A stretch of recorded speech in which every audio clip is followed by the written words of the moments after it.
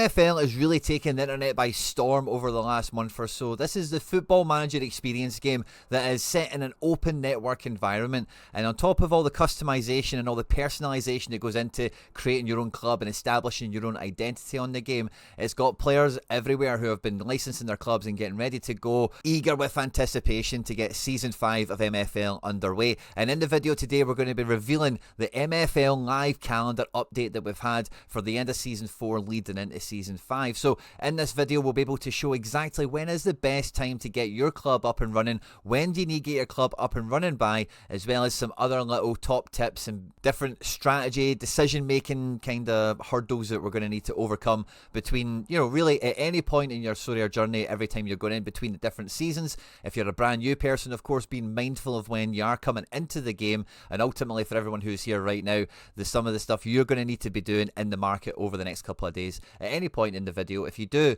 laugh, you learn, you like something or whatever, please do like and subscribe to the channel for more content like this.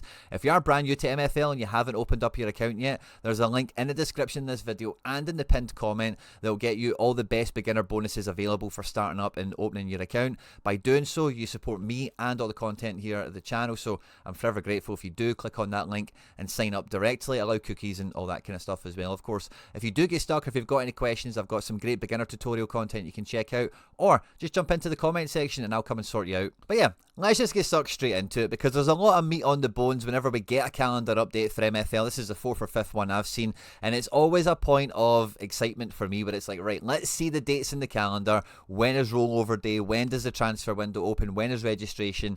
And everything else, training and pack drops and everything else.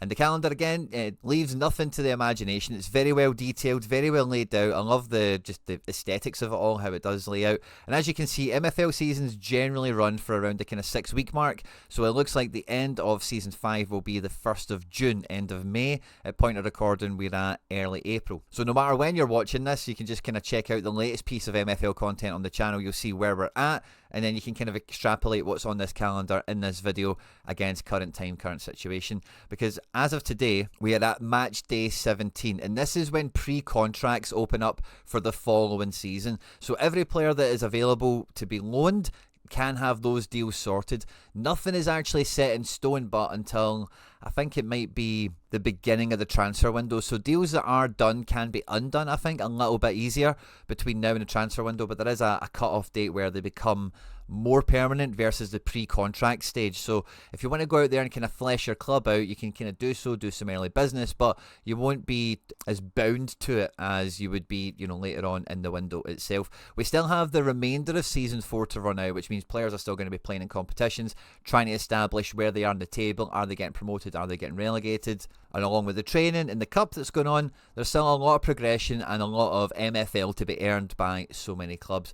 Reward day is going to be the 17th of April, and this is the day after match day 22 before we get to the playoffs for promotion and relegation for any of those clubs involved. Of course, not everyone involved in that. Now, with pre-contracts opening up on the 10th, the following week, the 17th, with rewards coming out and everyone getting paid their MFL for their league position or their agency, any players that they've loaned out, this is going to be a super active day, because the first thing everyone's going to do when they get their MFL is they're going to jump into the store and try and snap up any of these reward packs that are sitting available. I don't think at this point there will be an increase to any of those numbers in terms of the amount of players and the amount of packs that are available. As you can see, these packs are 1 player per pack, and it is pure MFL that's required. You cannot buy these with money, so these are reward packs, as they're called. So depending on how much MFL people have scooped, there'll be a little bit of activity there. Those packs will be open. Those players, for the most part, you would imagine, end up in the loan market or maybe even on the secondary market where you can just buy them for cash. Now, all the rewards for all the contracts are paid out here on the 17th, okay? Now, this is something that if you're starting now in any kind of shape or form, you're getting ready for the Spark division, which is going to debut in Season 5. You open up your account today, you've been playing for a while, whatever. If you were to go out and buy someone in the market at the moment and they are under contract, you are then going to become their agent. Now, I bought this guy in the mid-season transfer window and I hoped to get his contract cancelled so I could use him. But I was looking at the team that he plays for. They're actually now sitting top of the Ice division, and he wouldn't agree to the contract being terminated. This guy's a key player for him. And now, because I'm the agent agent of this player, I'm on for the 9% contract that this guy holds, which is lovely. Now, not all players that are available to buy right now will be under contract and playing at like quite prolific clubs or whatever. But if you find one on the market, that could be a nice little kind of pre-dividend to get yourself in on. And again, this kind of angle is available whenever players are in contract, essentially, especially if they're playing. So if you ever see them on the market, that's just something to be mindful of. Is it before rewards day? And if it is, then you're essentially getting, I say, a little bit of a dividend back, it feels like, in MFL for buying the player's contract out, buying their rights, or however you want to think of it as. Now, there is a day off in between match day 21 and 22 for the cup final, and as you can see, we're at the semi-finals at point of recording. But once we get through those cup games and then the playoffs, that is all business done in all competitions for Season 4. And then once we get rollover day, that will be the day where every player in the game ages up. So whatever their age is, as much as we can maybe buy them before rewards day to get a little bit of MFL ahead of time, if we buy someone before rollover day, they're still going to age, So again, this goes for any packs that you buy as well. If you're going to be picking up any reward packs here, if you open them up at that time there and they come out the packet 18, a week later they're going to be 19, So it's one of those ones where I don't think the system, and maybe this is something to look into. Any comments that could help out with actually knowing for fact anything to the contrary of what I'm saying here, and feel free to timestamp it in the video as well so we can check out and reference that. But I don't think if the guy's in the pack as 18 and you leave him till after rollover day, he would change to 19. I think it would certainly happen, of course, when they come out the packet, but if they stay in the packet, I think you would probably be holding on to a little bit of utility there. So a word from the wise, potentially. Check the comment sections to fact check me on that one.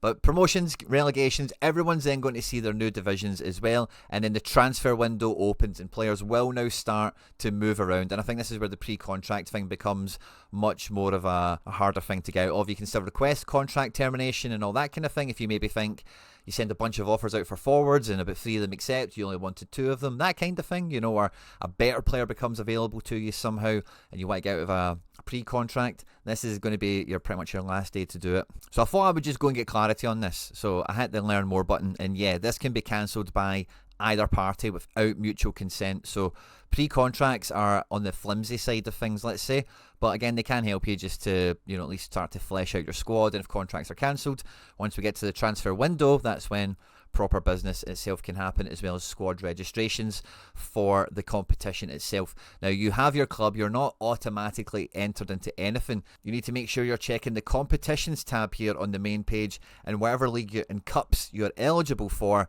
you are registering for them in good time to make sure you can go on and compete in the competition that you desire.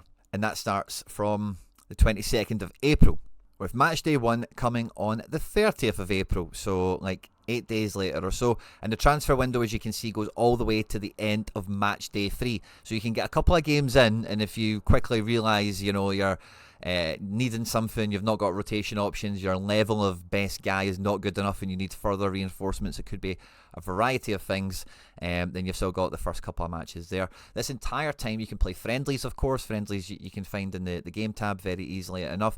But as you can see here, with the return of match day 1 is also the return of training, and from when we get to the cup final day, there is no training on match day 22 or for the playoffs either. So the last day of training is actually before the season ends. There is no like pre-season training or leveling up or anything like that. And training along with match XP is one of the best ways, or that's the only way for your guys to actually level up and progress. The other thing I kind of missed in there as well, of course, is the pack drop, where player pack drops are the perfect opportunity to upgrade your squad, snag new talent and bolster your roster while the transfer window is open. And again, like we seen the other day, we can have when MFL did the mid-transfer window pack drop, this is where packs come into the market and they can be bought for pounds, euros, dollars, whatever it is whatever your native currency is, and there's more players in the pack. There's a good chance of like them being, I forget what the chat is, there's a word for it the MFL guys love, where you buy like a green pack and you get a blue guy in it and that kind of thing. You get level up guys, you get better pack luck essentially, and they sell out like hotcakes, and that'll be happening on the 23rd here. Now I think MFL is redeemable for these things as well. I'm just always in the heat of the moment of buying the pack itself, and I've not had surplus MFL to participate in this.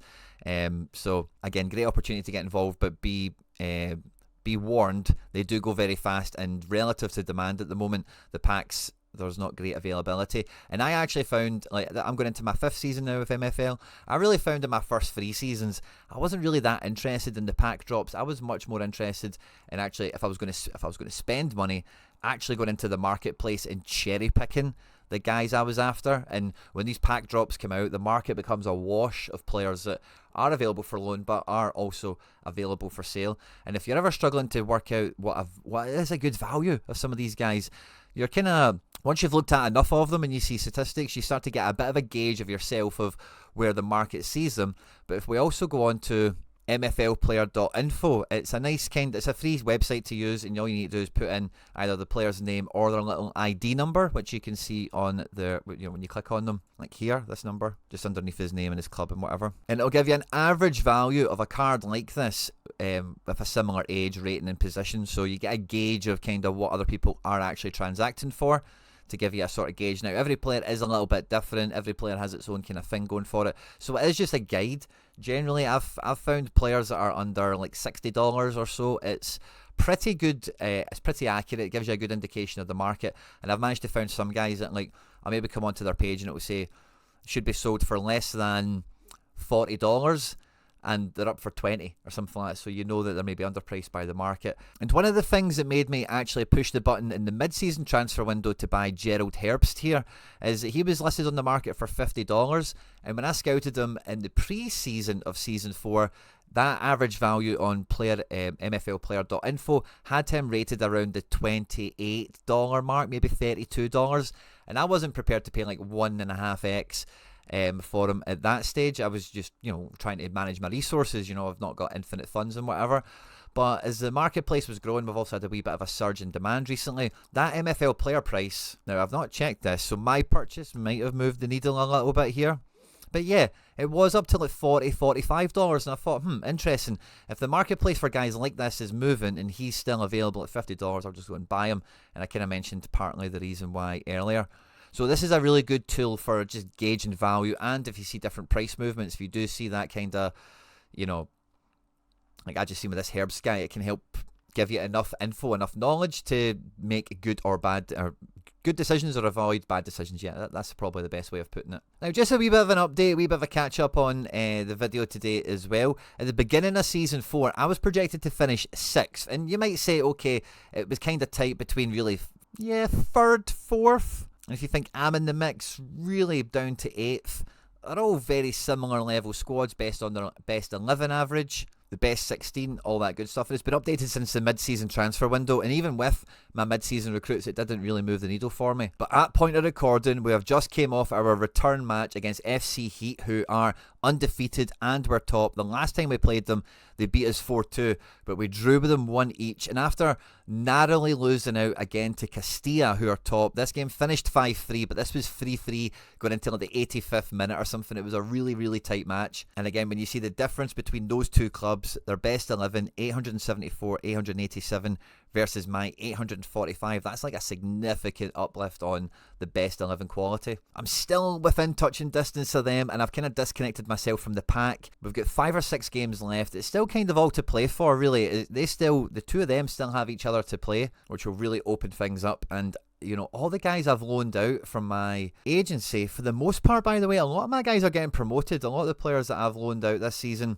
if you look at progression, current season, and just list them by this, there's a few guys in development centre and whatever, but so many of these players I've loaned out are progressing pretty well, are maybe getting promoted, and are maybe going to earn me a nice wee chunk of MFL on some of the contract terms I've got with some of these guys, where I'm looking at this now for Season 5, and I think this is quite a organic point for this to maybe happen for anyone that does start off like me on a budget with a single club, is now I've got the amount of players where I'm adding it up, right? And on the contracts I've got for all of my players, in terms of the ones that are out on loan, I'm owed 79% of, and all of them are in ice. Maybe one of them's in stone or something. Some of them are at the bottom of their league, some of them are at the top. 1 or 2 of the players that are at the top, like my goalkeeper here, is on 0%. I just wanted him to get XP, and he's absolutely killed it. Fair play to that guy. He's got a good deal out with me on that one. But I'm trying to work out if 79% of that is worth more than the percentage I'm going to give away in loans this year. So we'll be doing some nice kind of accounting content on the channel once we get to like the end of season, rollover day, reward day, all that kind of stuff, as well as analysing where these guys have been, because a lot of them have been fun to follow, and it's been a great aspect of MFL as well, where I love tuning in for my games, prepping the tactics and whatever, but when I'm done with that, I love clicking through the agency, seeing how these guys are doing.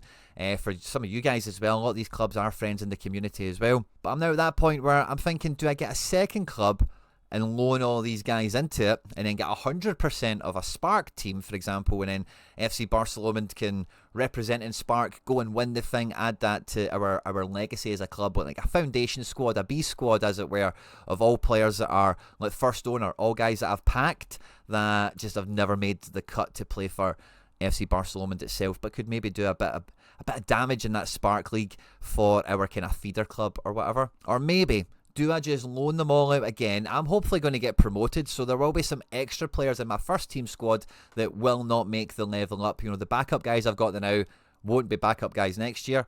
So could I loan enough guys out to fund a really strong bronze kind of supplementary squad, because my squad is getting thinner of actual quality I can use the higher I go, you know. So I've got rewards to pick up, I've got packs to open, I've got trading to do, so many other decisions as well in terms of go back down the agency route and loan all these guys out, or maybe open up a second club and just play two clubs kind of thing. So exciting times ahead, guys. Wish me luck. I wish you guys all the best of luck as well. On screen now some other stuff that I've made that YouTube thinks you might enjoy. Don't forget to jump into the comment section on this one. Let me know what your thoughts, your feelings are for Season 5. Are you a brand new club? Are you opening up your second club? Have you been around the block a bunch of times and you're just excited for the new kind of surge of competition that's going to be kind of sweeping its way across the marketplace as much as anywhere else? Looking forward to catching all that down below, of course. Stay out of trouble, and I'll catch you on the next one.